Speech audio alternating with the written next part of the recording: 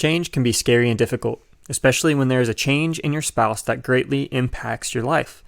In this episode, we talk about what it means to pursue your spouse when God is at work changing and growing their heart.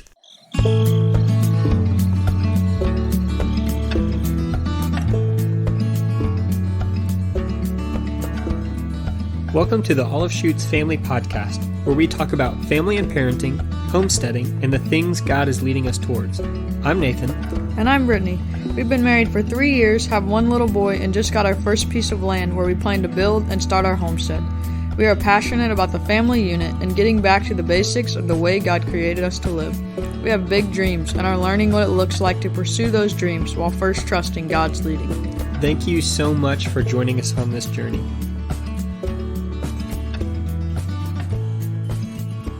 The idea for this episode came from a quote that I actually heard from another podcast called The Basement with Tim Ross, and he was talking about marriage. He had his wife on as his guest. He was talking about marriage, and he said, and this may not be exactly what the words he used, but it was something along the lines of that all the things that you knew about your spouse is what got you to the altar, is what got you to saying I do. But then everything after that is what you don't know about them.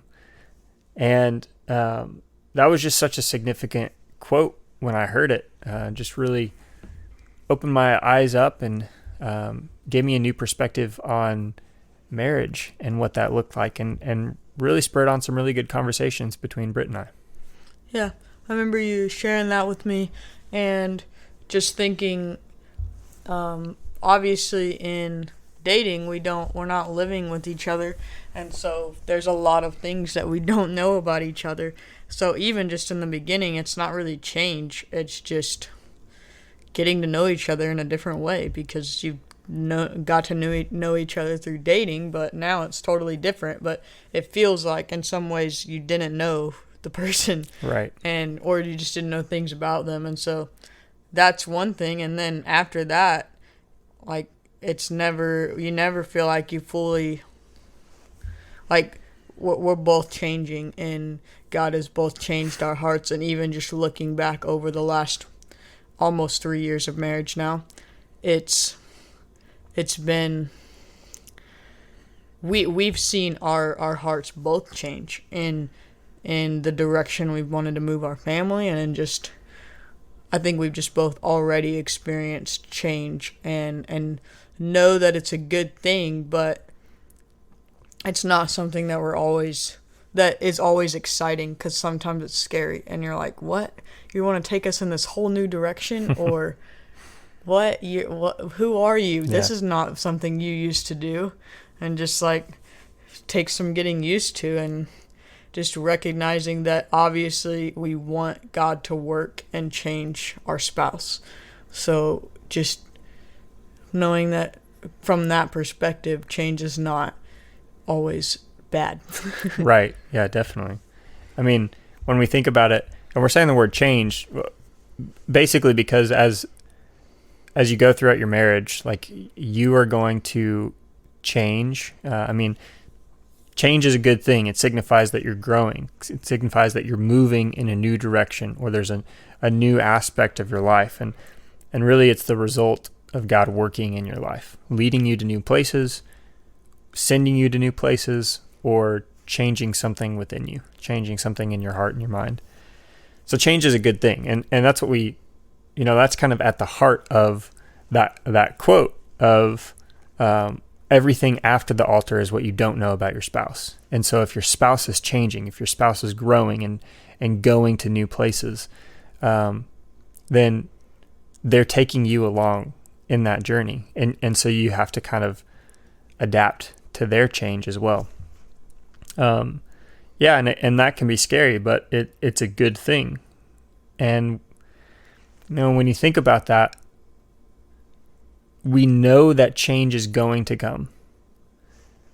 We know that it is going to be inevitable, but it's through those change and through the seasons of life and the different ways that God leads us and tugs at our heart and and molds us and shapes us, that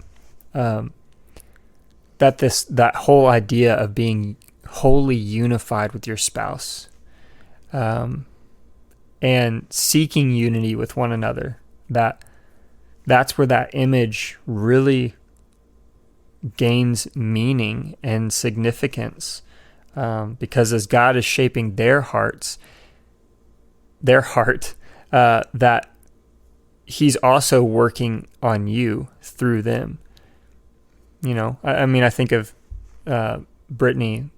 You know, we've talked about our first date and how she was talking about fostering, adopting, and how that was not on my life plan anywhere. But that was a direction that God had already been leading her heart for many years at that point. And so, you know, we were just dating, first date at that point, but throughout our dating and then engaged and married life, that because God has been leading her in that direction, us seeking unity and me seeking unity with my wife means that God is leading me in that direction as well, if it's significant. Or the alternative is that it wasn't significant enough for us, and it was just a desire and not necessarily the direction God was leading us, and we would have moved away from that. But, you know, for us, that's not the case. My heart began to see the things that she saw and desired fostering, adopting. But yeah, I just think that seeking unity with one another gains whole new meaning when you view it from this perspective that change is going to come in your marriage. And so there's kind of a decision of how you work together and how you find unity with one another when those changes come. Yeah.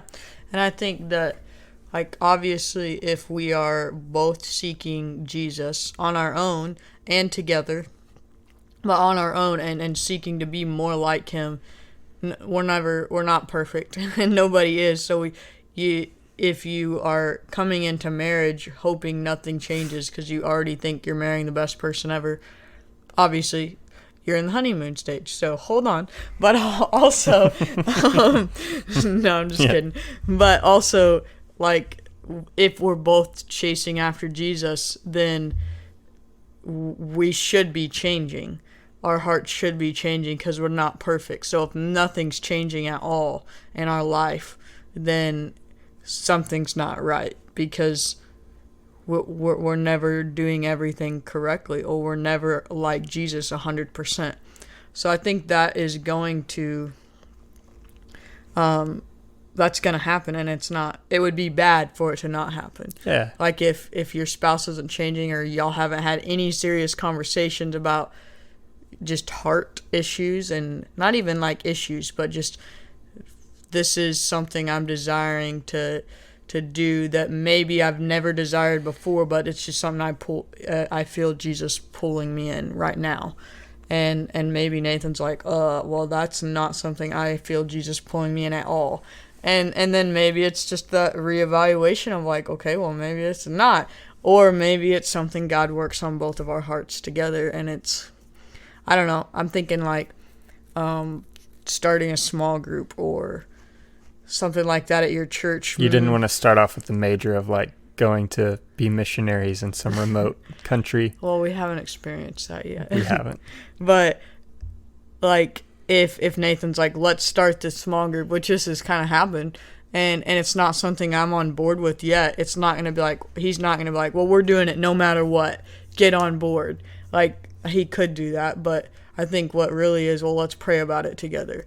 And if God begins to pull you in that direction also, then that's a change we can pursue together. Mm-hmm. But just because he desires that change or feels that change before I do, doesn't mean that he's wrong or that I'm wrong. It's not always going to be that both of our hearts are pulled in the same direction at the same time. And I think that's where the seeking unity comes in, is if you're feeling God pulling at your heart, then it's a push to me okay, I need to be praying about this also. Like, Mm-hmm. is this something we do together? Is this just a him thing? Or, like, God, do you need to change are you trying to change my heart in the same direction and I'm just not receiving it? Like, it's just because we're trying to do life together. Like, that's the whole marriage. And so I think it's just a good, when we recognize a change, a good first thing is to go to prayer and then pray about it together. Mm-hmm. Well, I think that's the picture is, and I am going to use that extreme example of like, okay, if God called us to be missionaries in a remote place, that would completely and totally alter our lives as we know it. And maybe he gives that vision and that direction and that calling to us both at the exact moment, but that it might actually play out where he gives that to one of us and then we bring that to each other. So say God gives me this vision of we're going to go be missionaries in a remote village somewhere. Then I am growing in what that looks like for me to step out and to follow. Okay, I feel this calling in my life. I don't know what to do with it, but I'm going to go to Brittany and I'm going to try to process it and I'm going to pray through it. But I'm going to go to her. So God is growing in me as an individual. But as I take that to her, then it's like, okay, this is something that I feel God leading us to. I don't really know what that looks like yet. And then that conversation and that change coming up in our lives produces growth in us as a couple, because then we're navigating, okay, well, what would that look like for our lives? What does that mean for us as parents? What does that look like for our marriage? How do we survive and make money and have food and all of the basic essentials of life and all of those things? And so we begin to grow, and what started out as just me individually growing because God has given me this vision of what to do, it becomes us in our marriage growing because we're doing it together. And then as we process parenting and what that looks like to share that vision with our children, well, what started off with just me having this revelation ends up with not only our marriage growing, but our family growing and coming to know and trust Christ more and more every day, which is one of our family values. And so that individual growth will lead to growth in your marriage, and growth in your marriage will lead to growth in your family, and that growth in your family will lead to growth in your children. When, like we said, when you're seeking that unity with one another. Yeah, and I think that obviously when it comes to children, like, growth is a very normal thing. It would be weird to say, obviously we don't want to rush like we constantly say, stop growing up, you're so big, why are you getting so big? But in the reality, we don't actually desire our kids to not grow. We want them to mature and to grow into, we don't want a 10-year-old kid to be acting like our 2-year-old kid. We want our 10-year-old to act like a 10-year-old, and we want our 16-year-old to be a mature, chasing after Jesus 16-year-old. Like, that's our desire.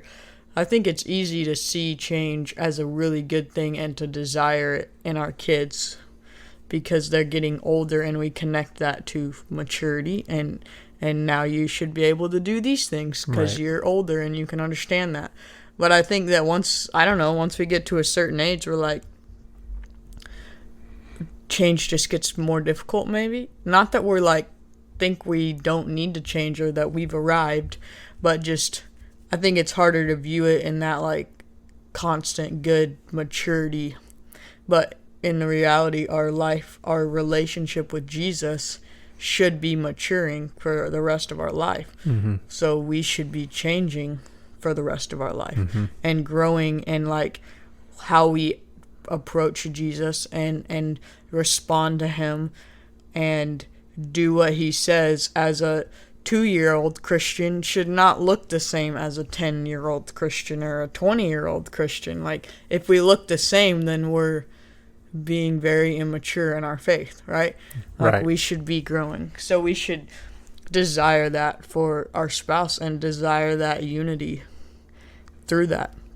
And then I think, like, a question sometimes is like, well, am I still going to love my spouse if they are going to be changing all the time? Or are they still going to love me if I change?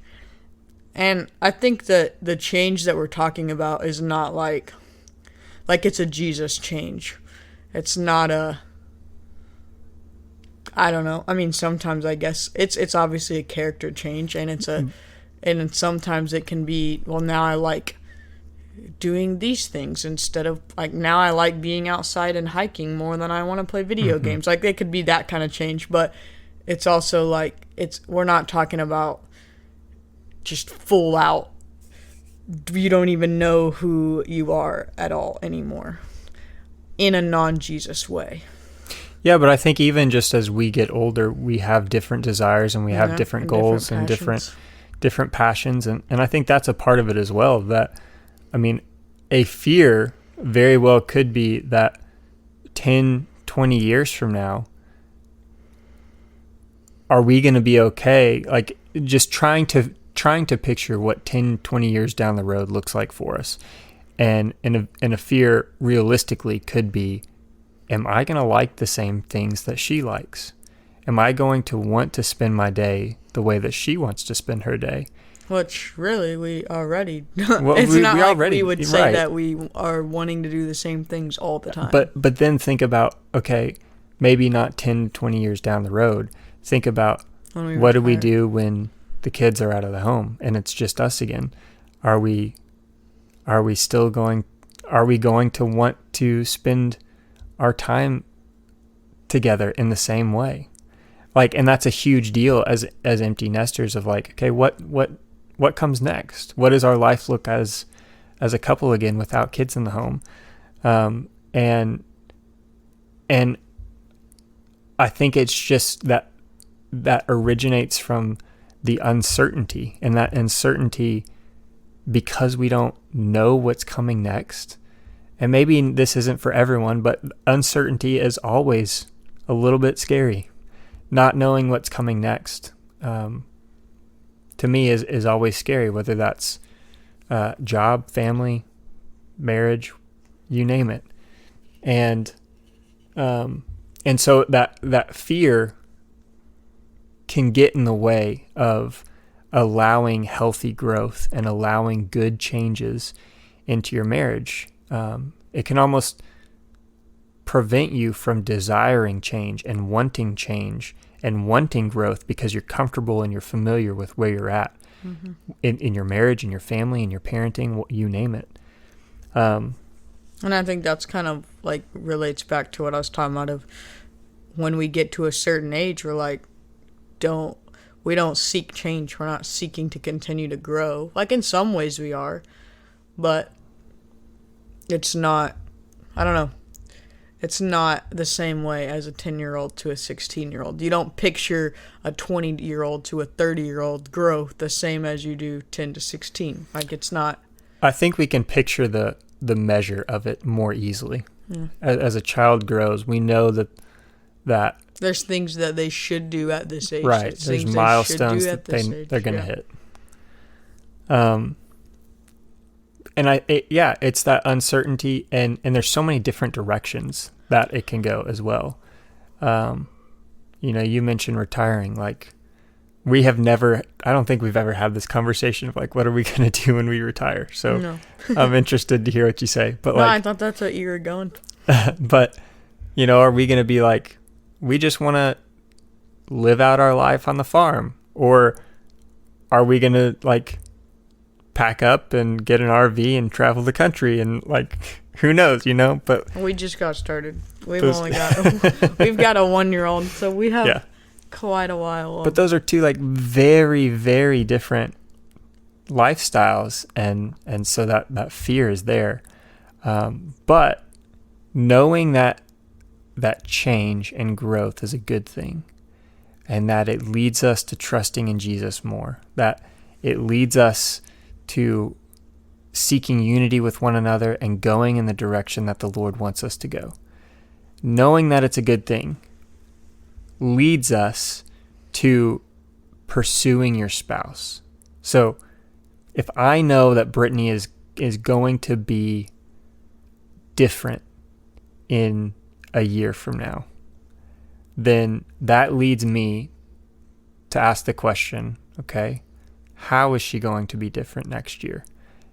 What is going to be different about the way she thinks, about how she processes different things now as a mother of a 2-year-old instead of a mother of a 1-year-old? Like, how has her routine in her life changed, and how has that impacted the way that she views our home and her responsibilities? What is God doing in her heart that is new from this last year? And it just brings up all these questions that just lead me to wanting to know who she is.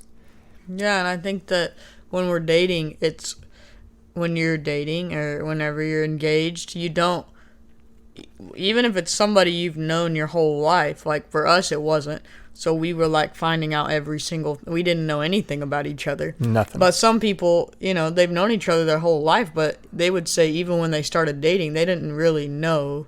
That's a different level of knowing. Mm-hmm. You ask different questions and you're seeking different things than if you're just buddies, mm-hmm. in school. And so I think that's like a fun part of dating, and it's like, it's normal to ask questions. It's normal to be like, what do you want to do, and what do you want to do with your life? Like, what do you want to do in 5 years? And just see, like, you're wondering, do you line up? Like, do your dreams line up? Are you a match? Like, is this somebody you want to spend your life with? Like, that's the reason for all those questions then. And after marriage, obviously the reason is not, is this somebody you want to spend your life with? You've already made that decision, but it shouldn't just stop there. So if it did, and there was no new things to find out, then it would just be boring in some ways. Yeah. Like, if you already know everything when you get married, then like, well, there's nothing else to talk about.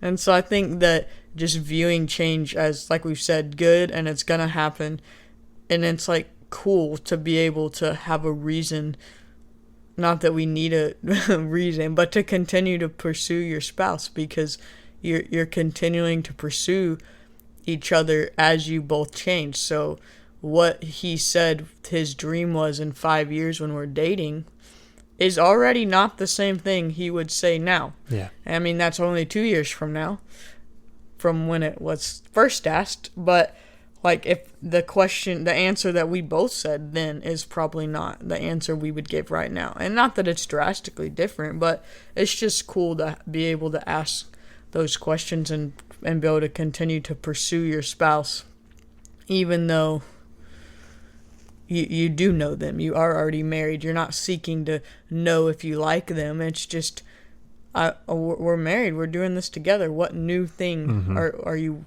learning or is growing in you? Yeah.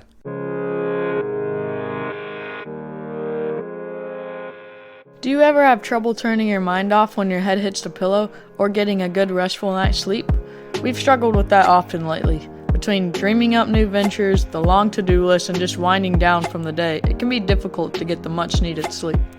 We've started using Earthley Wellness Goodnight Lotion, and it has made a huge difference. It has helped us to fall asleep faster and to feel more rested when we wake up in the morning. It is rich in magnesium, which has loads of health benefits and helps promote restful sleep and normal sleep cycles. You just apply a small amount, 10 to 15 minutes before you go to bed, and pregnant or nursing mamas, it's healthy and safe for you too. It also helps relieve those leg and muscle cramps that seem to happen in the middle of the night. We can't recommend it enough. If you are interested, click the link in our show notes and check out all the other amazing Earthly products while you're at it. We have grown to love this company because they carry natural, organic, made in the USA products that actually work and are safe for our little babies and kiddos as well.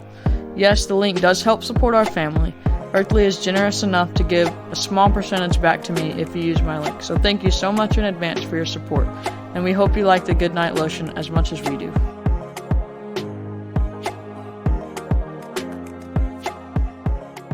I just think about, like, if we mentioned, like, in the context of your relationship with Jesus, if you ever get to that point where, like, you've arrived and you have no more growth to do, like, if someone said that, we would be like, dude, you're full of it. You have no, like, that's not, you're not there. If you think you're there, you're not. That's kind of an immediate red flag, and just almost like if someone says that, they're just calling themselves out as a liar. But when we think about that in the context of marriage, like, not only is that not a good thing, but yeah, just so boring. Like, I just picture a couple in their 30s or 40s, like, living out the rest of their life, not changing at all, just sitting in the same place, doing the same things, thinking the same things, having the same conversations for 30, 40, 50 more years. Like, that's miserable. That's not a enjoyable marriage. And, you know, Britt also said that she was talking about knowing someone, like getting to know someone. If you look at the Bible, when it talks about knowing someone, it's talking about intimacy. And most of the times that's in the context of sex and sexual intimacy. But to truly know someone is the deepest connection you can have with a person, you know. And so as our spouse grows and our spouse and God works on our spouse's heart and is leading them and teaching them new things, that us seeking and pursuing our spouse, trying to know their heart and know the ways in which they're growing and changing and being led by the Lord, that's what intimacy looks like. It's those really special moments of, I see you, I see your heart, and I see what God is doing through you. Yeah. And I think that when we were talking about this just changing, and one of the thoughts that came to my mind was, sometimes we desire a change in our spouse that's not happening. And so sometimes we want a good change to happen. We desire a good change. I desire Nathan to change in a certain way. But just remembering we can't force a change to happen.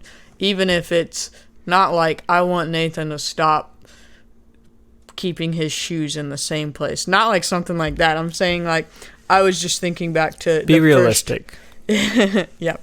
No, I was just thinking back to, like, right after we got married. And I would say probably most Christian women desire and go into marriage hoping that their husband is going to be that spiritual leader that is leading them in prayer and in the Bible. Like, just, that's our, you know, high level, what you would want to happen. Because not that we're that person necessarily all the time before we get married. It's just like, you want your husband to be a spiritual leader. And not that Nathan wasn't. Well, but I also think that's the biblical ideal too, yeah, is that the man is supposed to be the spiritual leader of the house. And that's not like a commanding, you know, overlord type thing. But I think that's the biblical role model. I mean, it's a good thing. It's not like I was desiring something bad for him. Right. Like, it's a good thing, but I just had to remember, and one thing I said as we were kind of processing this was, he had never been married before. He had never led a wife before. So it was something that I desired. I wanted him to grow into that. But I can't force that to happen. But I know it's not a bad thing, and I know that's what he's called to do and be as a man of God in our home. And so my response as his wife is not hounding him about it and why are you not doing this? Why are you not stepping up in this? And I'm not. He really wasn't.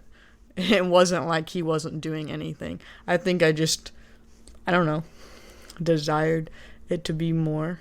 I think also in those early months, that I was still processing what it looked like to pray with you, what it looked like to spiritually lead our family. I mean, I think in the same ways that you were processing and figuring out what it looked like to follow me as the leader. For sure.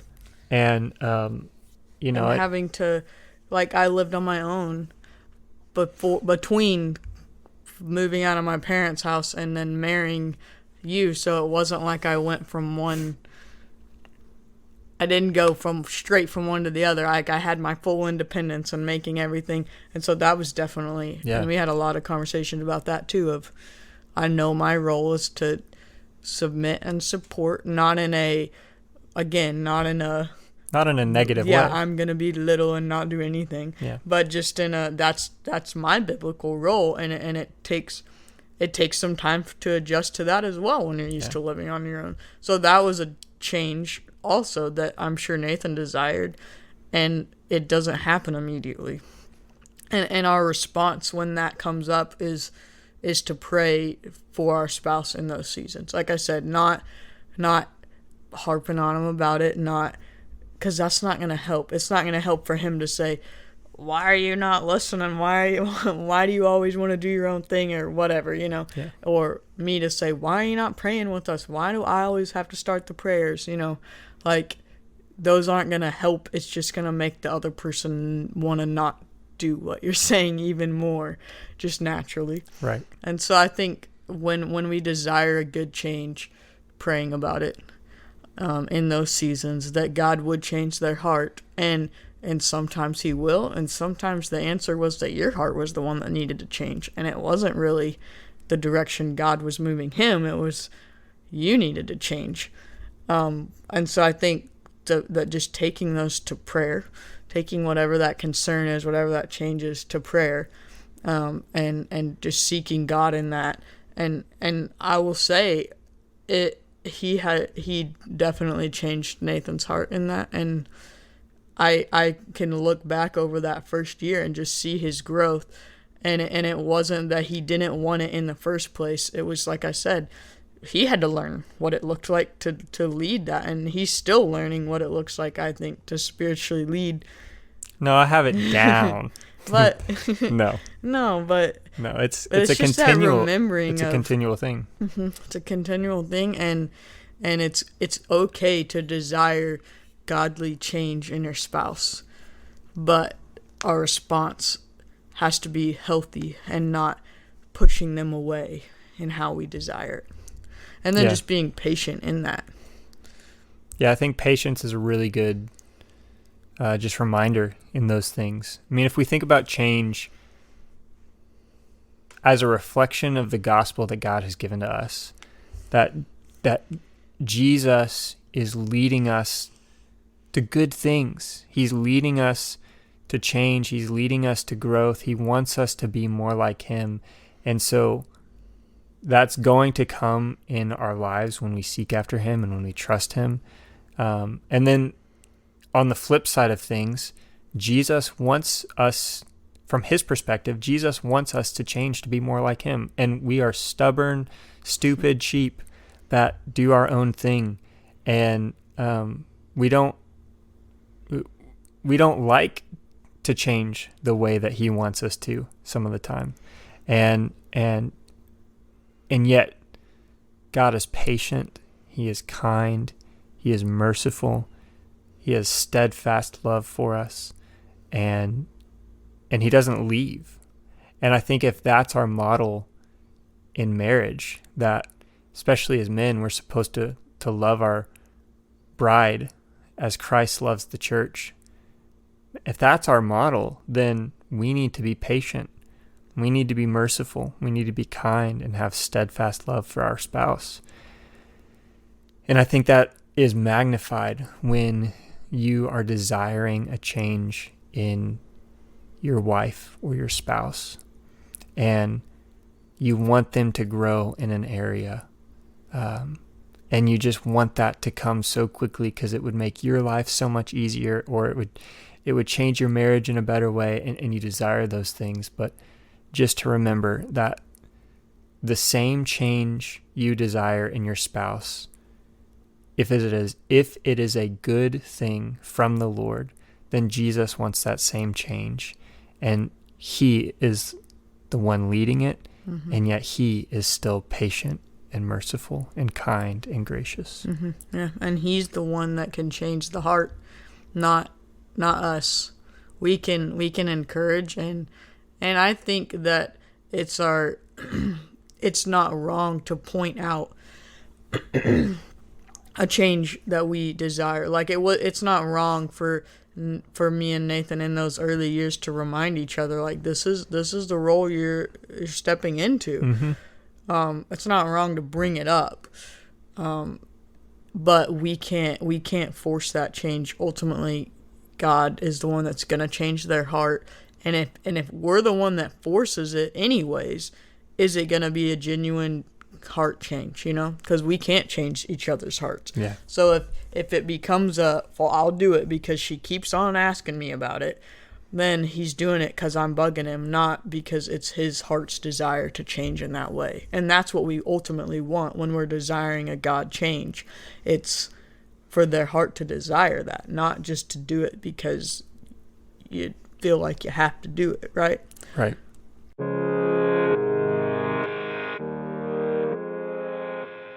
Is your baby or toddler teething? I'm always looking for natural products to give my baby instead of over-the-counter medicines that often contain artificial colors, flavors, added sweeteners, and other non-essential ingredients. Earthley's Teeth Tamer has been great. It's made from whole cloves and catnip, which works to reduce pain and swelling and provides a feeling of calmness and relaxation. My baby loves the taste of it, and I can tell it gives him relief. That's a win-win in my book. It's even effective for adults. It can help with pain from cavities, root canals, wisdom teeth removal, braces, and more. It's non-GMO, made in the USA, and made with 100% organic ingredients. If you're interested in Teeth Tamer, click the link in the show notes and check out the other amazing Earthley Wellness products while you're at it.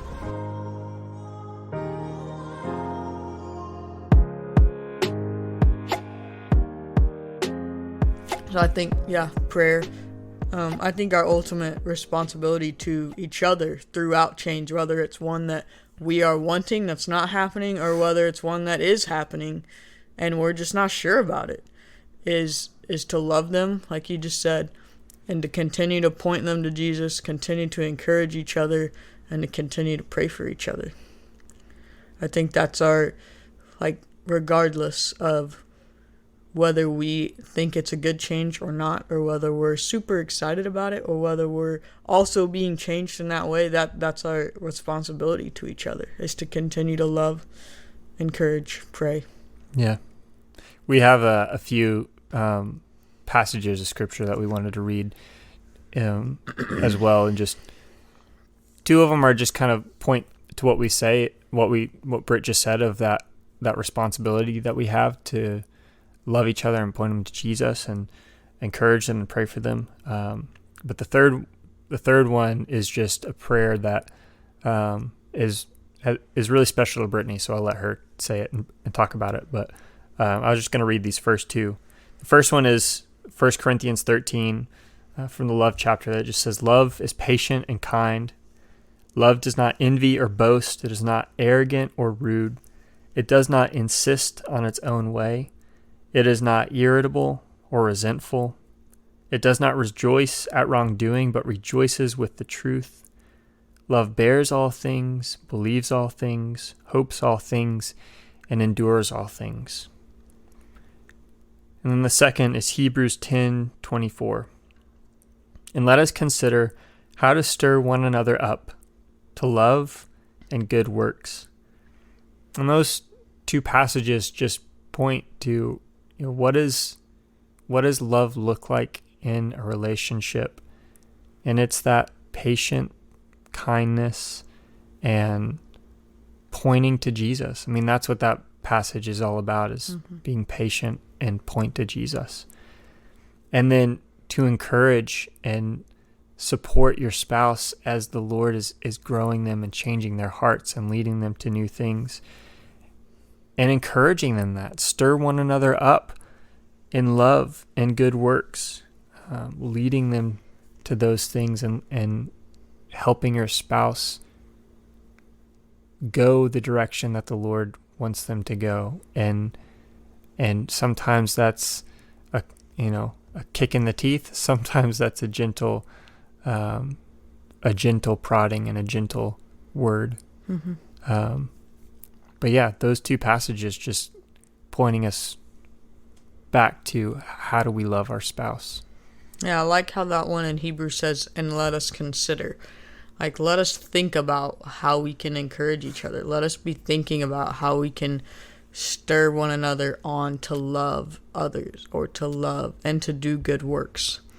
So I just like how it says, it's not like do this. It says, let us consider how we can be, like, keep it in your mind. How can you be encouraging each other? And then the last one was just when I think specifically while we were dating, it was like just a prayer that I came across. I worked at a summer camp one summer, and I was reading through Ephesians. And there's several prayers in Ephesians that are just really powerful to literally just read and pray over your friends, your spouse, your family. And I remember coming across the Ephesians. It's Ephesians 17:19, and I really like the Message version of it. And I just think it's really powerful to pray over your spouse, over your kids. It says, that's why when I heard of the solid trust you have in the Master Jesus and your outpouring love to all the followers of Jesus, I couldn't stop thanking God for you. Every time I prayed, I'd think of you and give thanks. But I do more than thank. I ask the God of our Master Jesus Christ, the God of glory, to make you intelligent and discerning in knowing Him personally. Your eyes focused and clear, so that you can see exactly what it is He is calling you to do. Grasp the immensity of His glorious way of life He has for His followers. Oh, the utter extravagance of His work in us who trust Him. Endless energy, boundless strength. And I just like the part specifically that you would make them intelligent and discerning in knowing you personally, and that their eyes would be so focused and cleared they could see exactly what it is that you're wanting them to do. And I think that when we're unsure of a change, or we want to change, either one, like those two lines, just praying that for our spouse is just super powerful. Like, God, would you help them to see exactly what it is you want them to do? And I think it's special to me because it was one of those prayers that came across while we were dating, and that I remember just praying over. And honestly, I kind of forgot about it until we were talking about this podcast, but I'm glad that it got brought back up again. But I just remember praying it over those first few months in our dating life over and over. Yeah, it was something that when she shared that to me, we actually had a notebook that we, like a little journal that we passed back and forth for a little while, and that was one of the things she wrote in it. And I can't remember. I think you said that like after we got engaged. I don't even remember. I think it was around then when you told me. Maybe not. But it was really cool that she had been praying that in our early months of dating. And I even think before we started dating, before you met me, you had been praying that prayer for your future husband. And that was just really cool to hear. And really special for me that she had been praying those things over me before I even knew her. It was really special. But that's all we have for this week. We hope it was just really helpful, really encouraging to you guys, that as you are having conversations with your spouse of what God has put on your heart, that you can hear them and listen to them as they share what God is doing and their heart, and then together you guys can seek unity together and just go in the way that the Lord wants you to go, and grow in those things, and just fully embrace the change that God is leading you to, because it's happening. And yeah, so we are super thankful for you guys. We're so thankful for everyone who bought Olive Shoot's Makings shirts. We're just thankful for you guys, and really enjoyed this last month or so. Follow us on social media, on our Instagram and YouTube if you'd like. We'd love to hear comments from you guys. And we actually have a request from y'all that if you have any questions that you would like to ask us about parenting, about family, about marriage, or homesteading, any of those things. Not that we know very much about homesteading at all right now, but we're working on it. But if you just have any questions about any of the topics that we've talked about, or in the related field, that we would love to hear those from you guys, because we want to do a Q&A episode in the near future. So follow us on social media, send in your questions, and we would love to talk about them. But that's all we have this week. We'll see you guys next week. See ya.